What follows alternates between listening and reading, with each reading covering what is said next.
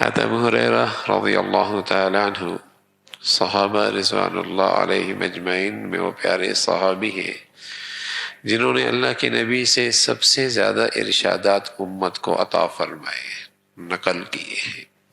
کسی کو خیال آیا، وقت کا والی تھا مدینہ منورہ کے مامون، کہ یہ آدمی اتنی احادیث کا تذکرہ کرتا ہے، حافظہ کیسا ہے؟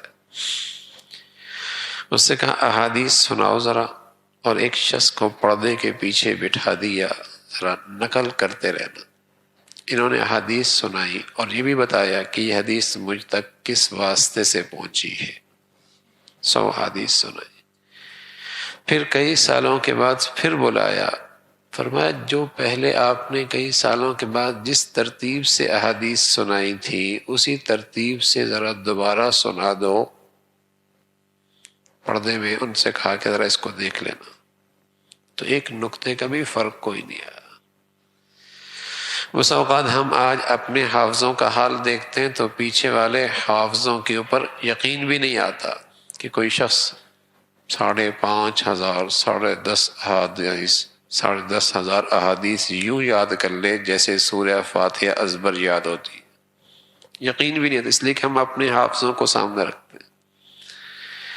لیکن جن کے حافظوں میں اور جن کے علم میں برکت رہی ہے، انہوں نے دنیا میں دین کے لحاظ سے عجیب و غریب کارنامے سر انجام دیے ہیں، عجیب و غریب۔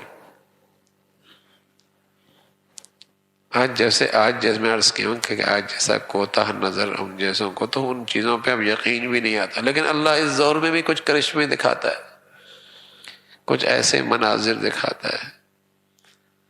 اب بھی ایسے بزرگ موجود ہیں جنہوں نے قرآن مجید کا حفظ 27 دن میں کیا۔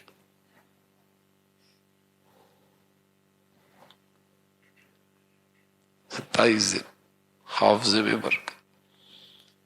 بچے تو ایسے ہمارے پاس کئی سارے نظروں میں گزرے ہیں جنہوں نے 5 مہینے میں 6 مہینے میں قرآن حفظ کیا ہے۔ تو یہ اللہ کی طرف سے ایک عطا ہے، اگر اس کی حفاظت رہے حافظے کی تقوی کی بدولت تو یہ اور بڑھتا چلا جاتا ہے۔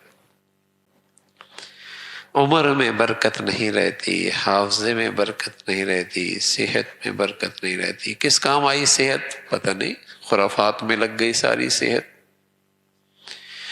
کس کام میں عمر گزری؟ پیچھے دیکھیں تو سوائے مٹی کے کچھ نظر نہیں آتا۔ کس کام میں لگے زندگی کی گھڑیاں، نظر آتا ہے کچھ بھی نہیں کیا۔